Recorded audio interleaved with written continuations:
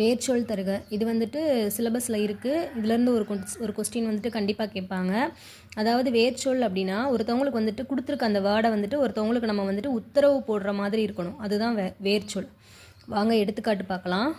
உழைத்தான் உழை, உறங்கினான் உறங்கு, எழுந்தான் எழு, பூசினாள் பூசு, உழவினார் உழவு, உருண்டான் உருள், உண்டான் உண், எழுதினான் எழுது, சென்றான் செல், வாழ்க்கை வாழ், கொல்லாமை கொள், முயன்றான் முயல்.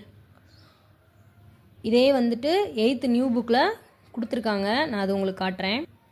இது வந்து 8th new book, page number 42வது பக்கம் கொடுத்துருக்காங்க. எக்ஸாம்பிள் கொடுத்துருக்காங்க. வினைமுற்றுக்கு உரிய வேர்ச்சொல்லை எழுதுகன்னு. நீங்கள் வந்து புக்கை எடுத்து பார்த்து இந்த எக்ஸசைஸ்லாம் போட்டு பாருங்கள். உங்களுக்கு ஈஸியாக தெரிஞ்சிடும்.